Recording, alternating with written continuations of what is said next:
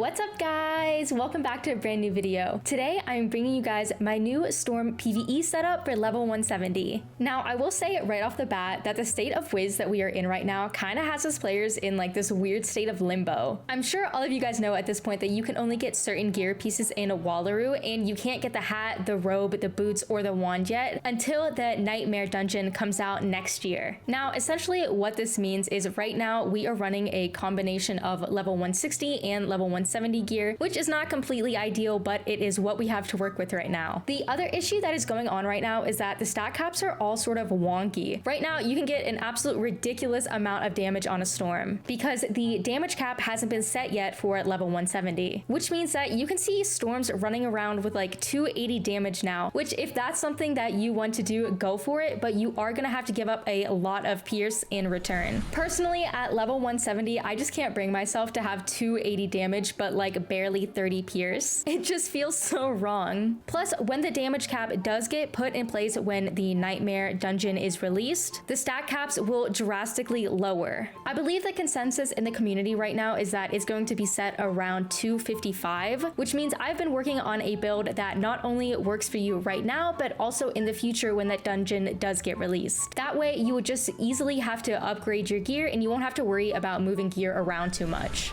Currently, I am rocking with 244 damage, 31 resist, and perfect accuracy. I also have 809 crit and 51 pierce, which is really nice. I highly recommend keeping your pierce to at least 50 so that you can at least pierce through tower shields. Plus, you are going to do more damage in the long run if you have pierce versus just like a ridiculous amount of damage. But I also have perfect pips and 191 arc mastery. You also have over 10,000 health as a storm, which is absolutely insane with this build. Now, in order to get these stats for the hat, I am running the Aeon hat, the Nullity robe, Aeon boots, and the Aeon wand. Now, I do have health socketed on my wand, and you can go ahead and get this jewel from Bingo. This guy Bingo here and this guy Lucky over here are going to be your best friends when it comes to gear crafting in this world. Next, I am running the Reaver Athame, which you can get from the final boss in Wallaroo, and on here I have health and pierce socketed. Once again, you can get these pierce jewels from Bingo, which is really nice. Next, I am running the Reaver amulet, which you get from Bandicoot, and I have damage and accuracy socketed. You need to have a triangle socket with this gear setup so that you can socket accuracy, or else you're not gonna have perfect accuracy, unfortunately. And you can also get these damage jewels from Bingo. Crafting in this world is so much easier. Like, look at this. Seriously, you can craft whatever your heart desires in this world.